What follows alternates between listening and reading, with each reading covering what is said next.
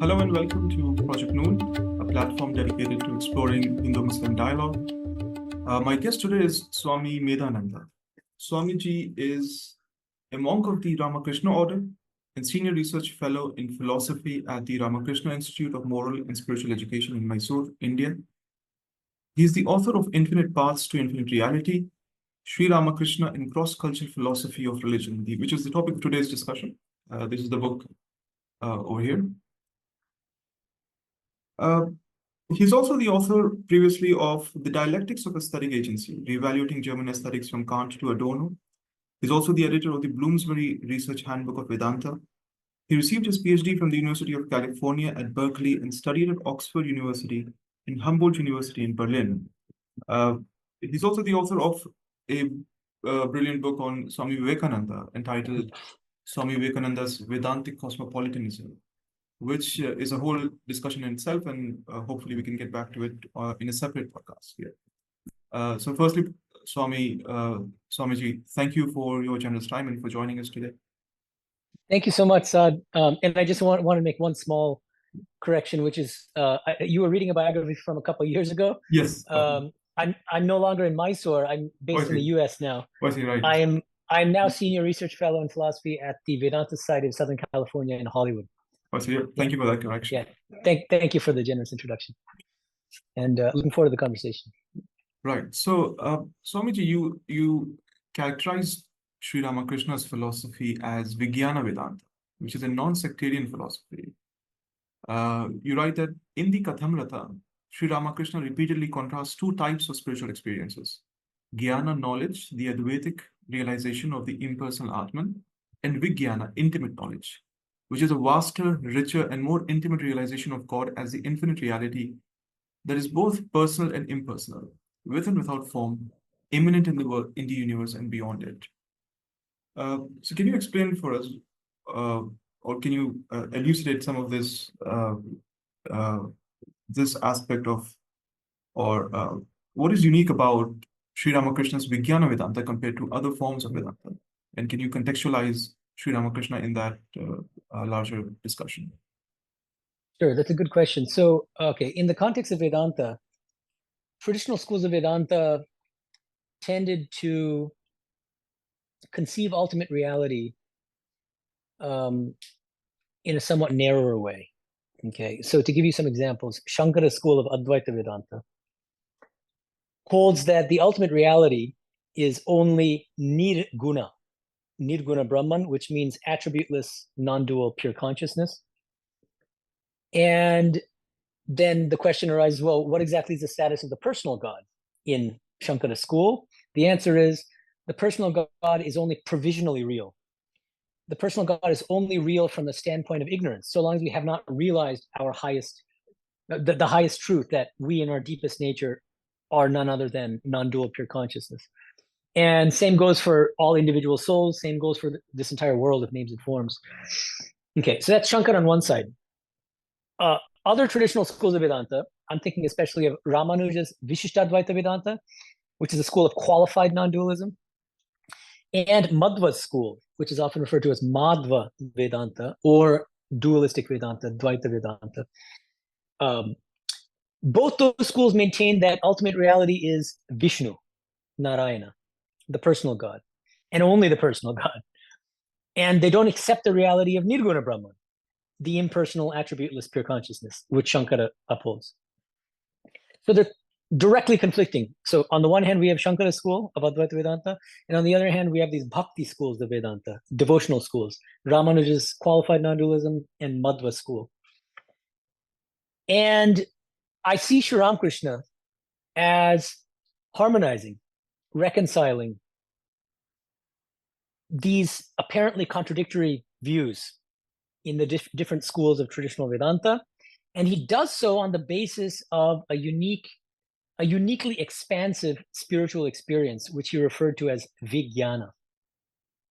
The prefix vi, before the word jnana, acts as a kind of intensifier, which means an even deeper knowledge of the divine truth or the divine reality. And so according to Sri Ramakrishna, he gives some nice analogies which help us to understand what he's getting at. one of my favorites, a chameleon. Okay, imagine there's a chameleon on a tree, and somebody walks up to the chameleon, sees that the chameleon is green, goes back to tell his friends, "Hey, I saw this beautiful green chameleon on the tree. Why don't you go out and go check it out?" Friend number two goes to the same tree, doesn't see a green chameleon, but he sees a yellow chameleon. Comes back to his friend, "Why are you pulling my chain? You told me that the chameleon would be green, but it's actually yellow." And he said, "No, it's a green chameleon, I assure you." Then a third friend goes, sees that it's red, argues with both of them, and they're arguing with each other. Then they all go to the tree. There's one person who sits under the tree all the time, a kind of tree sitter. I don't know what he's doing there. But in any case, this person says, "Enough of this bickering. I live under this tree. I see the chameleon day in and day out from moment to moment. And I know that this animal is a chameleon. It changes colors. And so you're all right, but you're wrong in limiting the chameleon to just the color that you saw it in." Who's the Vijnani in that parable? The person sitting under the tree. That person who has a more expansive, more comprehensive knowledge of the divine. Sri Ramakrishna himself underwent many different kinds of spiritual practice. So he practiced Christianity, he practiced Islam actually for a period. He practiced classical Advaita Vedanta under the Guru Totapuri. He practiced many different devotional disciplines, like Tantra, Vaishnavism, realized God in many different forms and aspects. And on the basis of his different spiritual experiences, he then taught this, what he considered to be the most expansive and truest spiritual teaching, which is that the divine reality is definitely nirguna. It's impersonal, attributeless, but it's equally saguna. It's equally shakti, equally the personal God. And you can never place a limit to God. You can never say that God is only this and nothing more. So God can have forms. God is also formless. God is personal, but God is also impersonal. God is transcendent, which means has nothing to do with this universe in one aspect, as the non-dual self. And yet, in another aspect, actually manifests as this entire universe, which is a kind of panentheism, a radical panentheism. So that's the gist. Right. And at one place, you also say that if we ask the question whether Sri Ramakrishna was an Advaitin or not, so you would say that he was an Advaitin, but a different kind of Advaitin. Yeah. A world affirming Advaitin versus a world denying. Yeah. So here's how I see it. What does Advaita mean? Of course, if you ask 10 different Advaitins, they might give 10 different answers. But it seems to me that Advaita essentially means there's only one reality. There aren't two distinct realities, just one reality. Okay. So according to Shankara's school, that one reality is non-dual, impersonal, attributeless, pure consciousness, nirguna Brahman. Ramakrishna says, I'm also an Advaitin because I believe there's only one reality. But that one reality, that one divine reality, is the impersonal, personal, infinite, illimitable divine reality, which in one aspect is the Nirguna Brahman that Shankara talks about, in his school talks about. But equally in another aspect is Shakti, the personal God, which actually manifests as everything in this world. Which means what? This world is not a second reality alongside God. This world itself is a real manifestation of God, of the divine reality. So there's nothing but this impersonal, personal divine manifesting as this world, impersonal in one aspect, personal in another aspect, with various forms. I mean, so as far as I'm aware, in Islam, Allah is considered to be nirakara but saguna. These are Sanskrit terms, but basically formless but personal. Yeah, of course. Right. So Sri Ramakrishna will fully accept that. But then he'll also add, but that formless God can also manifest in different forms, as Christ the incarnation, as other incarnations, Hindu incarnations, but also in different divine forms, like the forms of Kali and Ganesha and Shiva and so on and so forth, that God can manifest lovingly to different spiritual aspirants in the forms that they love most. He uses another analogy to illustrate this point, which is he uses metaphor of an infinite ocean, okay, which corresponds to the formless aspect of the divine reality. Then he says, under the cooling influence of the gentle breeze of bhakti, of devotion, the ocean forms into differently shaped ice formations in different places. Each of those different ice formations corresponds to some form of the personal God.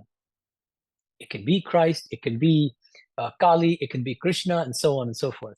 Then he says, with the rising of the sun of knowledge, these ice forms melt. So here, if the parable, if the analogy stopped here, followers of Shankara would feel vindicated, because they'll say, see, so with the rising of the sun of knowledge, these ice forms melt, which means that the highest truth is the formless, impersonal absolute. But the story continues. Then he says, in some places, the ice doesn't melt at all. It becomes like quartz.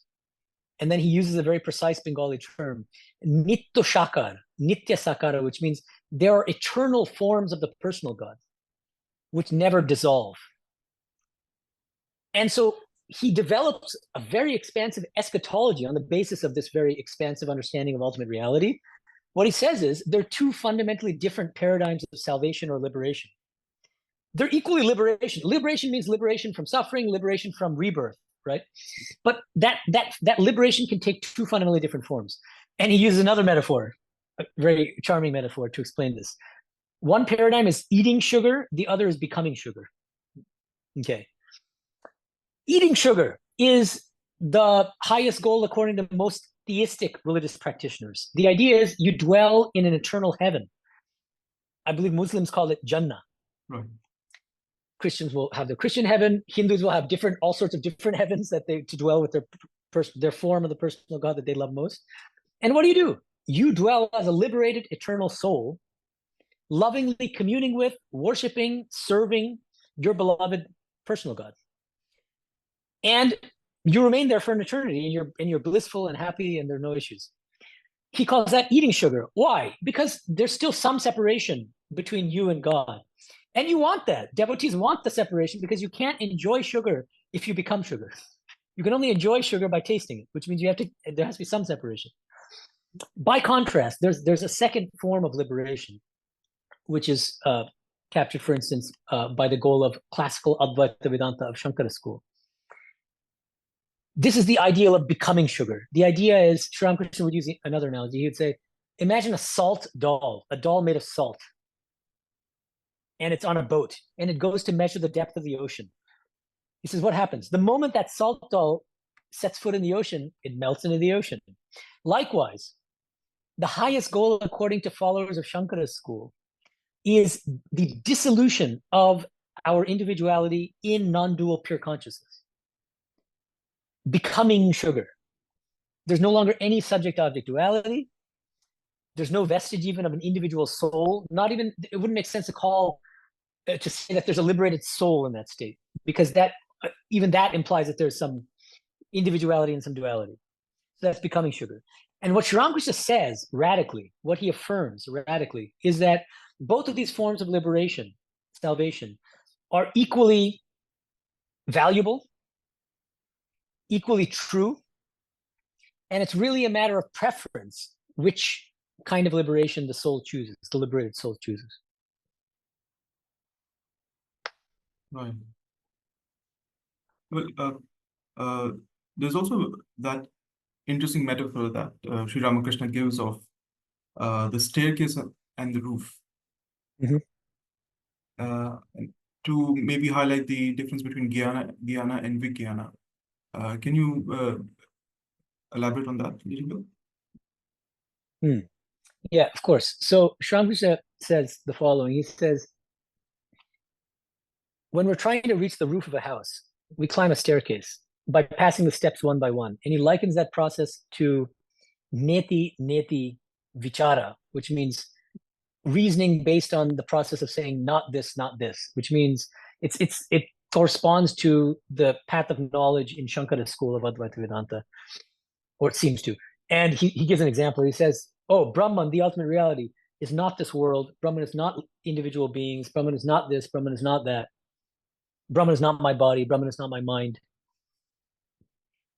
By means of this process, one eventually attains the roof, reaches the roof. Reaching the roof signifies knowledge of non-dual pure consciousness in the state of nirvikalpa samadhi. This is the highest goal according to Shankara's school of Advaita Vedanta. He says that the person in the state will no longer have any external consciousness. And even if that person comes back from that state of nirvikalpa samadhi and looks upon this world, that person will see this world as a framework of illusion, as a kind of dream. It loses its reality because that person feels that the only truth is his own nature as non-dual pure consciousness. So the formula in Sanskrit is Brahma Satyam Jagat Mithya, Jivo Brahmaiva Naparaha, which means non-dual pure consciousness alone is real. This entire world of names and forms is unreal. And the jiva, the individual soul, in its deepest essence, is none other than that non-dual pure consciousness. So that's what the person who's reached the roof realizes. Then he says, but there are some rare souls who, after reaching the roof, turn back to the staircase and say, wait a minute, the steps are made of the same materials as the roof: bricks, lime, and brick dust. This is the Vijnani, after realizing Nirguna Brahman, non-dual pure consciousness, realizes that that divine reality, which is impersonal and attributeless, is equally personal, is equally Shakti. And that this impersonal, personal, infinite divine reality has become everything in this world. All the 24 cosmic principles, you would say, but that means literally everything without exception. And as a result, the Vijnani, instead of looking upon this world as a dream, as an illusion, looks upon it as a mansion of mirth. Mojarkuti is the Bengali term. An abode of bliss, because he sees nothing but the divine, the blissful divine in everything, in everyone. So that's the basic analogy. I see both Jnana and Vijnana as different kinds of Advaita, different kinds of non-dual outlooks. Jnana corresponds to a kind of world-negating form of Advaita. As I said, the formula is Brahma Satyam Jagat Mithya. Only non-dual pure consciousness is real, everything else is unreal. That's one form of non-duality, because the only reality is non-dual pure consciousness. But Sri Ramakrishna's Vijnana Vedanta is what I would call an integral, all-encompassing Advaita philosophy, which accepts everything as part of, or as manifestations of, the one divine truth or one divine reality, which is equally Advaita. It's an Advaita like the Chandogya Upanishad, one of the oldest Upanishads, the great Vedantic scriptures. It asks this question: how exactly does this world of names and forms relate to Brahman, the ultimate reality? And it uses a series of metaphors, two of which are especially famous and I think helpful to understand. One is clay in pots, and another is gold in ornaments. Okay, so imagine that we have a giant vat of molten gold. Okay, and we have a goldsmith. That goldsmith can fashion different ornaments out of the same molten gold. You can fashion earrings, you can fashion bracelets, you can fashion golden necklaces, right? Now, it's absolutely true to say that the golden bracelet is nothing but gold. The golden earring is nothing but gold, right? At the same time, it doesn't seem plausible to say that because the golden necklace is nothing but gold, therefore the necklace doesn't exist. Rather, it seems to be more plausible, more logical, more rational to say the golden necklace is a real formation or manifestation of gold. It won't last forever. Eventually, it'll degenerate or degrade, turn into some other shape. But that doesn't make it unreal. And at least for that period, that name and form of the golden necklace is fully real, even though it's nothing but gold. Likewise, all names and forms are temporary, but perfectly real manifestations of one and the same divine reality. Right. And of course, this is also a quite, or this has interesting parallels with the Kashmir Shaivism view, Yeah. sees the world as, or the cosmos as a manifestation rather than an illusion, right? Absolutely. I think that there are deep parallels with Kashmir Shaivism. I have a friend named Nishant with whom I have discussions about this. I do think the issue gets a little bit complicated in Kashmiri Shaivism, in partly because their doctrine of abhasavada, abhasa, it means that this world is an abhasa of Shiva. Abhasa can be pushed in different directions depending on how you're interpreting Kashmiri Shaivism.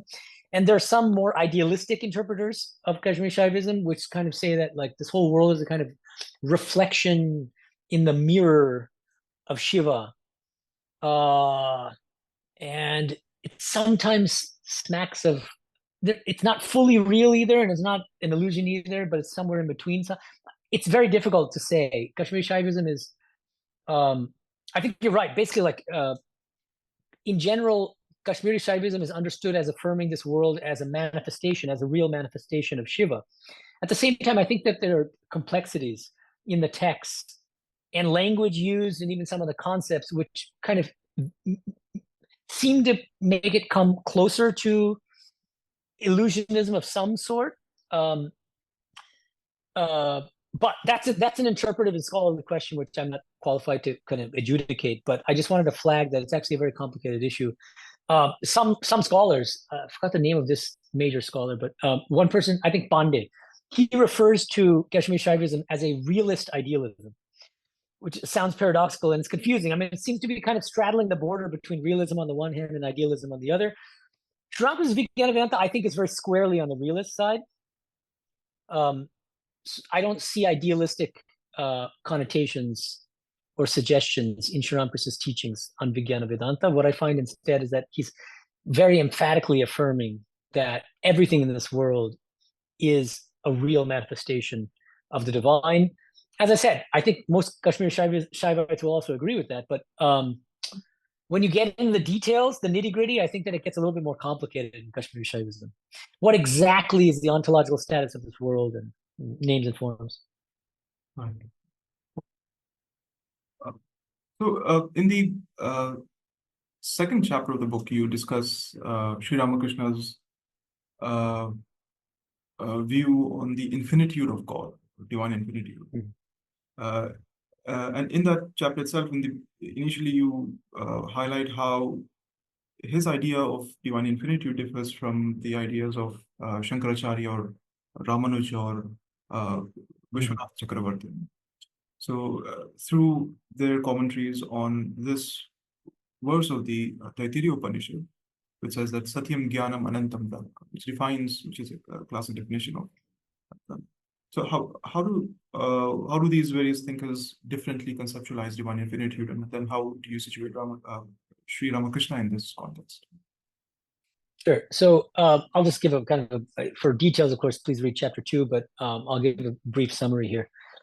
Partly, I kind of already talked about I trod some of that ground when I talked about Shankara's school on the one hand, affirming the reality of Nirguna Brahman alone, and Ramanuja and Madhva affirming the reality of Saguna Brahman, the personal God alone.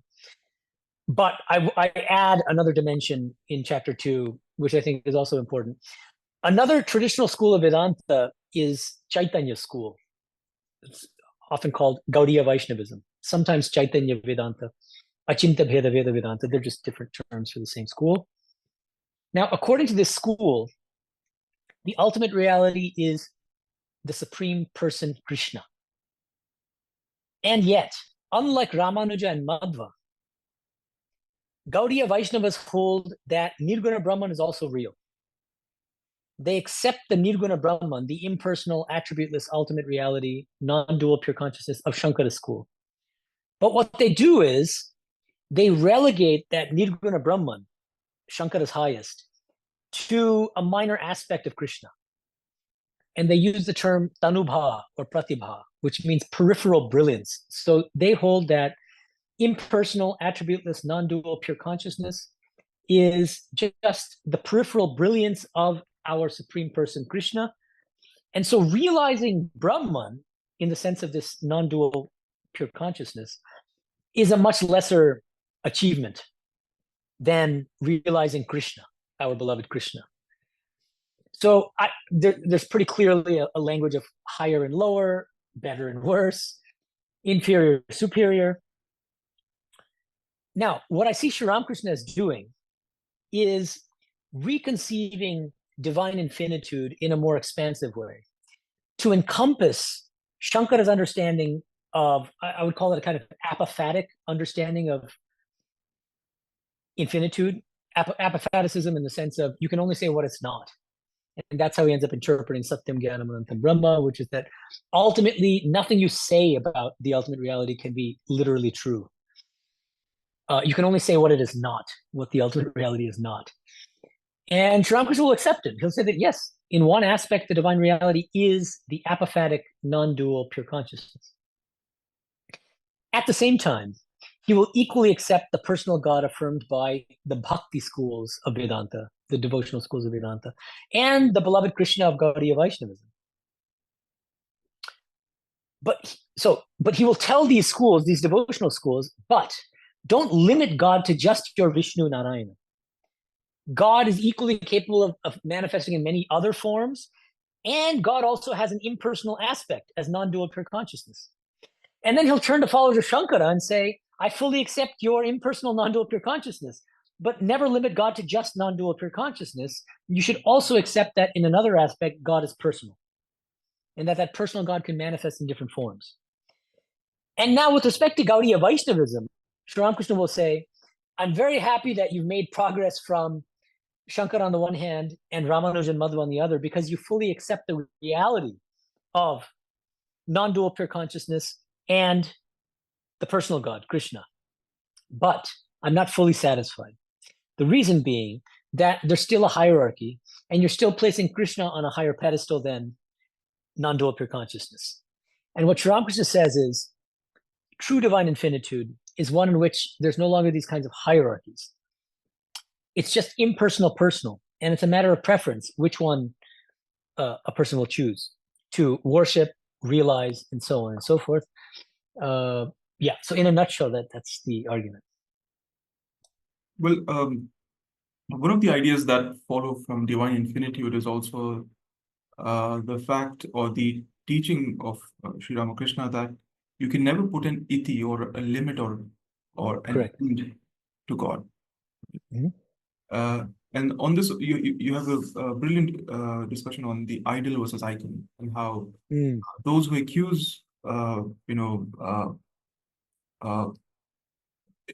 form-based relation with the divine to be idolatry are themselves guilty of conceptual idolatry in themselves. Right. Because they're turning the divine formlessness into a conceptual idol. Can you highlight this distinction for us? Yeah, I think you put it very well, and I'm not sure what I can say to improve on it. But yeah, I'm building on and engaging with the work of Jean-Luc Marion, the French continental thinker. And he makes, I think, a very powerful distinction between conceptual idol and icon. And it seems to me that from Ramakrishna's standpoint, that those people, theologians, religious practitioners, spiritual practitioners, who conceive of God as only X or only Y are just as guilty of idolatry, if not more so, than those people who restrict God to a particular form. And what Sri Ramakrishna says, the corrective he provides to all forms of idolatry, whether it's in the form of restricting God to an image or a form, or confining God to a certain concept that we, with our finite human minds, have of God, is to say, you need to break out of these any kind of conceptual molds. And what we should try to do is avoid becoming idolaters in any sense, including in the conceptual sense.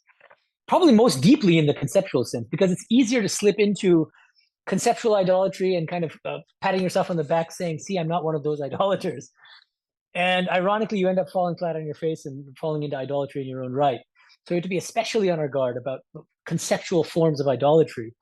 And I think it's a brilliant way of turning the tables on people who criticize other faiths for conceiving God in a certain way which their own religious tradition doesn't approve of. Right. Uh, I found that really fascinating discussion. Thank you. But of course, in the face of these differing conceptions about uh, these different absolutist ideas of conceiving of God as with form or without form, Sri Ramakrishna instead proposes that we should have epistemic humility before God, and that our human conceptions cannot be given that absolute status, which only belongs to God, and uh, therefore we would end up committing conceptual idolatry if we were to insist absolutely on even a formless idea of God. Absolutely, and I think there's actually a subtle point here. Here's the thing. On the one hand, there are people who have not realized the divine. They haven't had any direct mystical experience of the ultimate truth. These are, you can say, intellectual theologians, for instance, and just spiritual aspirants who have not yet attained the highest goal of their particular path. So for them, it's a lot of just intellectual bickering about, but my tradition, and I'm not saying that's bad, that it's important to have a faith in your own tradition. But the interesting thing is that even among those who have realized God, who have had a direct mystical experience, experiential realization of God in some form, whether it's Allah or Christ or Krishna or Kali or so on, even they may disagree with each other and even get into squabbles with each other. And that's interesting. And Sri Ramakrishna recognizes that and acknowledges that fact and says, he says, it's like the blind man and the elephant example, which is very common, but there's one elephant. There are 5 blind men, each touching a different part of the elephant. Touching the elephant suggests to me direct experience of that elephant, but in one form or one side, right? I mean, so the person touching the tail will describe the whole elephant as furry. The person touching the trunk will get in an argument with that person and say, no, the elephant is dry and scaly, and so on and so forth, right? But interestingly, they all are experiencing different aspects of the same elephant. So they're all, in a certain sense, true. Their only mistake is to generalize about the nature of the absolute or the ultimate reality on the basis of their direct experience. Right. It's like if I come to the front door of a house and I'm looking at it, I see the house in one way. If I walk to the back, I'm looking at the same house, but it looks completely different. Right. So we should have that kind of epistemic humility, even as a realized soul. That's the interesting thing. It's not just about intellectual hypotheses. It's even if I've directly had an experience of God as Allah or God as Christ or God as Kali, I should never limit God to just Allah or just Christ or just Kali. That's the idea. Just to highlight one issue that might be raised, or a problem that might emerge when we think about this issue. So if you compare the metaphor of the elephant, and different people are seeing or sensing the elephant from different sides, and therefore they're getting a specific or a particular kind of knowledge of the elephant. Well, so this also implicit in this metaphor is the idea that there is no view which can see the elephant as a whole, right? That's actually not true. Not in Sri Ramakrishna's view. Okay. Because he says that there's a person who is not blind who can see the whole elephant. All right, of course. And that person corrects the people who are touching the different parts of the elephant and says you don't need to fight because you're all right, but because you're all touching different parts of the same elephant. But there's an additional caveat here, which I always insist on. Because if you take the metaphor that way, then Sri Ramakrishna is claiming to have some kind of totally comprehensive, omniscient understanding of God, which is not what he's claiming. And it would contradict his teachings of the illimitability of God, that you can never have complete knowledge of God because God is infinite, so you can't have complete knowledge of God. So that there's a limit to the analogy. We don't want to push it too far. And it needs to be corrected by some of his other teachings. And so another teaching of his, which I think is helpful to correct what a potential misinterpretation of this blind man and the elephant parable, is the following. It involves an ant. He says, an ant goes up to this giant hill of sugar, gets very excited. With great difficulty, takes 1 grain or maybe 2 grains of that sugar, puts it on its back, gets puffed up with pride and says, next time I go back to that hill, I'll take the whole hill with me. which means even the Vijnani, the one who has a more expansive understanding of the divine, has not realized the whole of God. But he or she has realized multiple aspects and forms of the same divine reality. And on that basis, can adjudicate these long-standing conflicts, debates, arguments between people who have more exclusivistic understandings of the ultimate truth. And so it's very important to understand that in the blind man and the elephant parable, in the parable of the chameleon, when there's a person sitting under the tree, the person with sight in the blind man and the elephant parable corresponds to the Vijnani. The person sitting under the tree with respect to the chameleon also represents the Vijnani. But neither the person sitting on, but the disanalogy is that the Vijnani doesn't claim to have a total or comprehensive knowledge of God, just that it's a more expansive understanding of God than the more one-sided understandings of God that you find in some of the other spiritual traditions. Yeah, I think that's very helpful clarification. Thank you for that. Mhm. So this discussion about about divine infinitude naturally leads to Sri Ramakrishna's Vijnana-based model of religious pluralism, where he says that since God is infinite, the paths to God are infinite, because the reality is infinite, therefore the paths are infinite. Can you elaborate on that for us? Sure.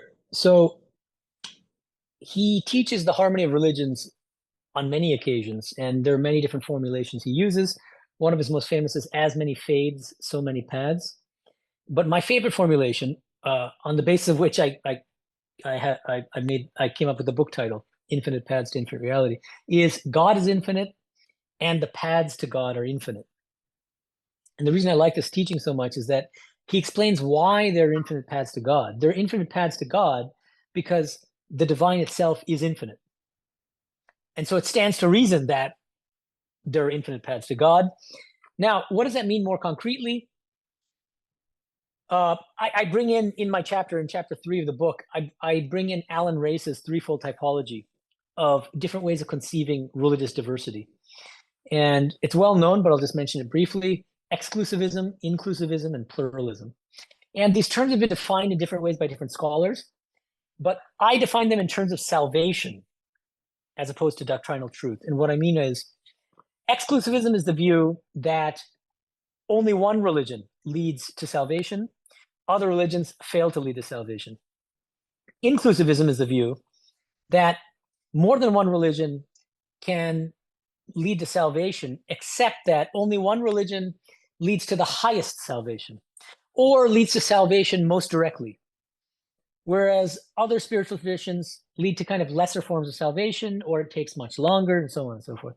There's a kind of higher and lower language in inclusivist paradigms. And pluralism, this third paradigm, is the view that multiple religions are equally capable of leading to salvation or to liberation, depending on what tradition you belong to, where there's no higher and lower. And what I argue is that Sri Ramakrishna's Vijnana Vedanta is a robustly pluralistic understanding of religious diversity, because it affirms the equal salvific efficacy of many different spiritual paths and world religions. And I contrast this with the inclusivist structure of classical Advaita Vedanta, Shankara school, because according to Shankara school, the highest truth is, as I've mentioned several times already, Nirguna Brahman, which means impersonal, attributeless, non-dual, pure consciousness. And then the question is, well, where does that leave theistic traditions? And what followers of Shankara might say is, well, they're good as far as they go. They can lead you at best to the realization of the personal God. It can help purify the mind. It can help concentrate the mind. And then thereby make you eligible to practice the path of knowledge, which is the highest spiritual practice, which alone leads to the highest goal of liberation. You can only get liberation by realizing your true nature as non-dual pure consciousness. So again, it places theistic traditions on a lower footing from a salvific standpoint than Advaita Vedanta, which is kind of the peak of Mount Everest, and the other the theistic schools are kind of at the base camp. So I see one of the main virtues philosophically and even ethically in Sri Ramakrishna's harmonization of the world religions is that it has a genuinely pluralistic structure rather than an inclusivistic one. And it doesn't place either non-theism or theism on a higher footing than the other. For that reason, you can also arguably say that Sri Ramakrishna's model is not specifically a Hindu model, as you say, but it's a meta theory of these various paths. Another term I use is meta religion. I think I use that in my book on Vivekananda. But the idea is the same. It's a kind of, in one place, Swami Vivekananda is asked about what exactly Vedanta is. Is it a religion among other religions? He says, no, but it's the rationale of all religions, which I take to mean that it's a kind of underlying meta philosophy. It sketches the underlying principles that inform the different religious traditions and that help to harmonize all the different apparently conflicting spiritual traditions. And one of those core principles is that the ultimate truth, the ultimate reality is illimitable. It can never be limited to just this or just that. And so it's infinite, it's impersonal, it's also personal, it's with form, it's without form. That's one of the fundamental principles. And then the second principle, because the divine is infinite and illimitable, therefore, there are many equally effective paths to the realization of one and the same infinite divine reality. Those are two of the core principles. Does it follow from this that is Sri Ramakrishna saying that all paths are the same, essentially? No. So definitely not saying all paths are the same. What he's saying is that all paths lead to the same goal. But even that needs to be nuanced, or at least qualified, because as I've already mentioned, the goal itself can take different forms.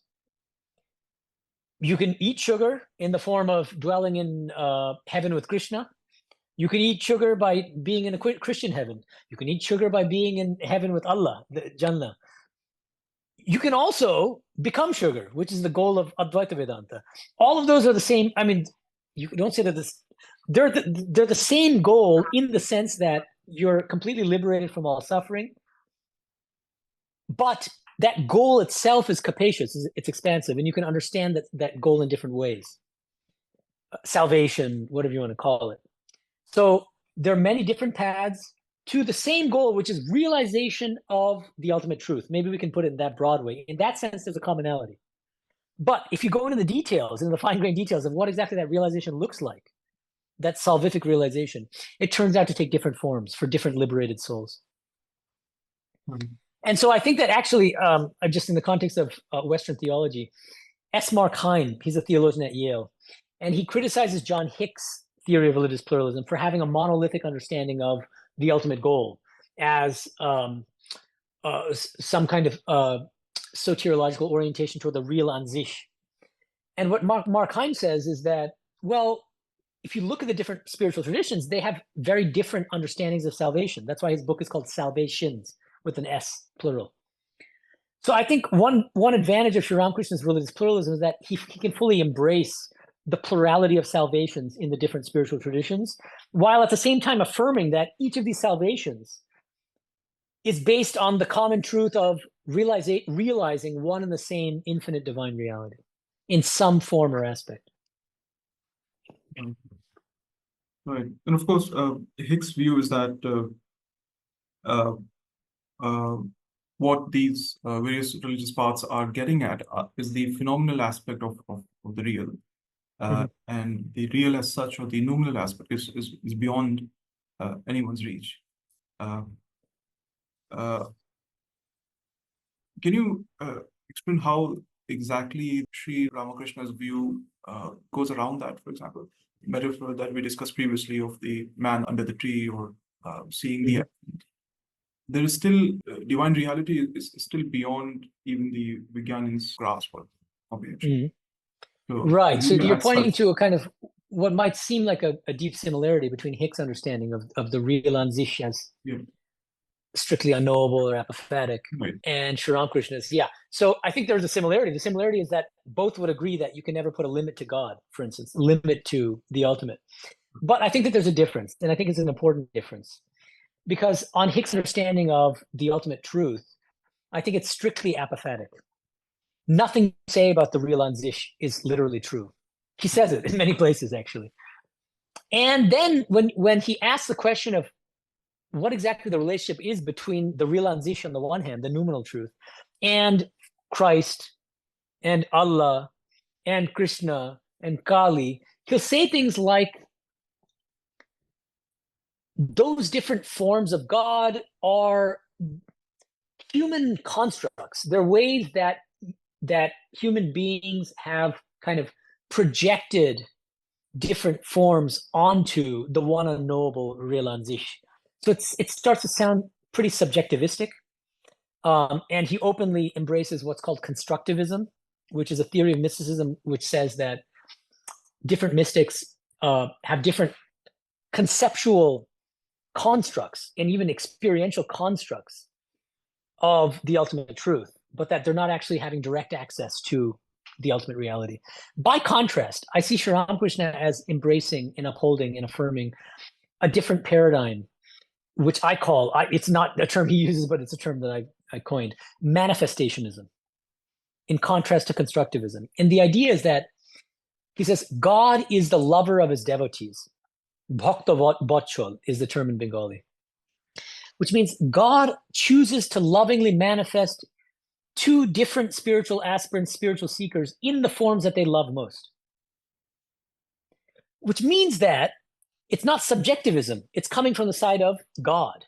God actually really lovingly manifests to you, if you're a Sufi mystic, as Allah.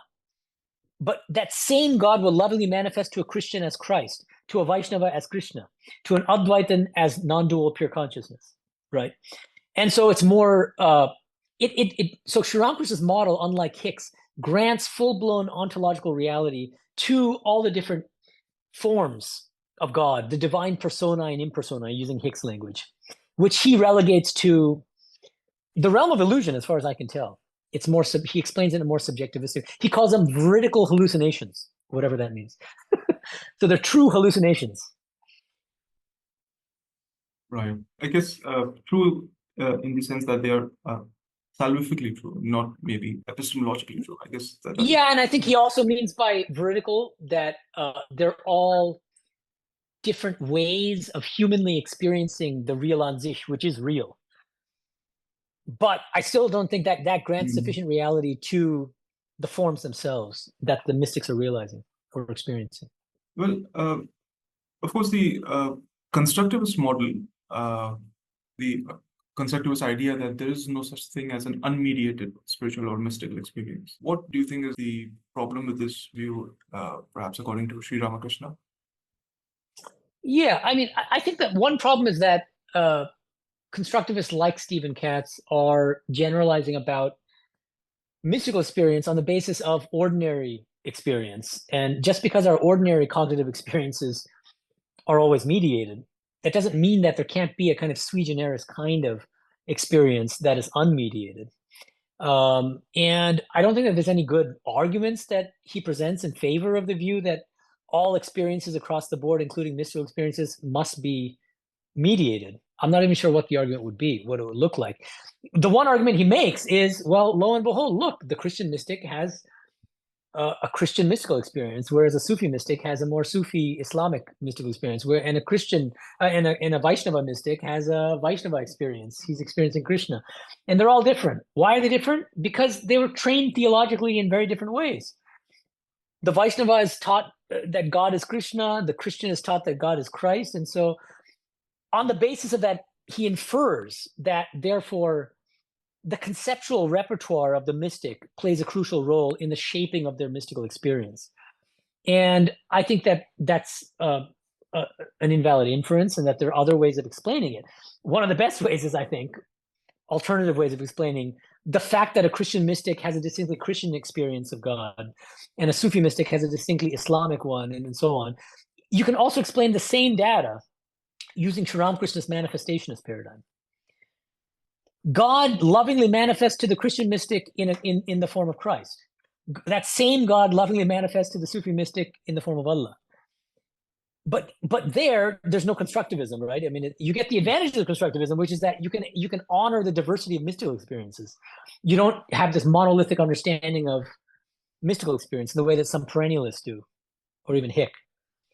But without downgrading the ontological reality of these different forms of God to an illusion or some kind of lesser reality or lesser truth. Yeah, I think that's an important distinction, because then in that scenario, the diversity is not due to the subjectivism which is emerging from our end of the divine-human relationship, but it's something that's coming from the divine. So it's absolutely. I think that's absolutely crucial, and I think that the third paradigm, manifestation, deserves a prominent place at the philosophical table when it comes to debating different theories of mystical experience. Yeah. Well, the most obvious question of when we deal with religious pluralism is, how do we reconcile conflicting religious doctrines? How would Sri Ramakrishna deal with that? Yeah. So there's this major problem called the problem of conflicting religious truth claims, and I think it's helpful to bring in John Hick's classification of different kinds of conflicting religious truth claims. This is from his book, An Interpretation of Religion, and he distinguishes three kinds. The first is historical, second is transhistorical, and the third is religious claims about the nature of ultimate reality. And I think that Ramakrishna handles the first two kinds of conflicting truth claims in one way and the third in another. So I'll explain that briefly. An example of conflicting historical truth claims, one big one is, did Christ die on the cross? Christians will say yes, Muslims will say no. Simple. A good example of the second kind of conflicting truth claim, transhistorical, is rebirth true? Is it true that we're reborn, that we lived in a past life? Hinduism, Buddhism, Jainism, Sikhism, they say, yes, we were reborn. Rebirth is true. Orthodox Christianity, Islam, Judaism will say, no, it's false. Conflicting. What Ramakrishna will say in the case of both number one and number two, these conflicting historical and transhistorical truth claims, is that these differences don't matter all that much from the standpoint of salvation, from the standpoint of liberation. Even if you hold a false view, let's say that rebirth is true. Well, then that makes Orthodox Christianity, Islam, and Judaism wrong about that issue. Because it doesn't matter. Those Orthodox Christians, Muslims, and Jews who don't believe in rebirth, even though rebirth is true, are not in a substantial way salvifically handicapped. They're still equally capable of attaining the highest goal. And he says again and again, what's essential is longing for God. You find that longing, for instance, in one of my favorite texts from the Bible, which is the Psalms, these ecstatic devotional hymns or poems addressed to the divine. I pant for you like a deer pants for water, and so on and so forth. He says that longing is what's crucial. If you have that, these doctrines don't matter so much. And then with respect to the third kind of conflicting truth claim, he says, this is very different. He says, yes, different religions make apparently conflicting claims about the nature of ultimate reality, but he brings in the example of the parables of the chameleon and the blind man and the elephant to show that what seem to be conflicting views of ultimate reality can turn out to be complementary from a more expansive spiritual standpoint. That standpoint is Vijnana Vedanta, the standpoint of the Vijnani, who sees directly that God lovingly manifests in different forms and aspects. And so he says, what seem to be conflicting conceptions of ultimate reality turn out to be equally true, except they're all just capturing different aspects or forms of one and the same divine reality. Just to maybe tease out this aspect more clearly, how would you defend it against the charge of relativism, say, at the level of historical conflicting truth claims? For example, the question of Jesus in Islam or Christianity. So how can we go around this conflict without delving into a relativistic framework, or denying the absoluteness of either of these frameworks, that this is not true in an absolute sense, or this is only relatively true?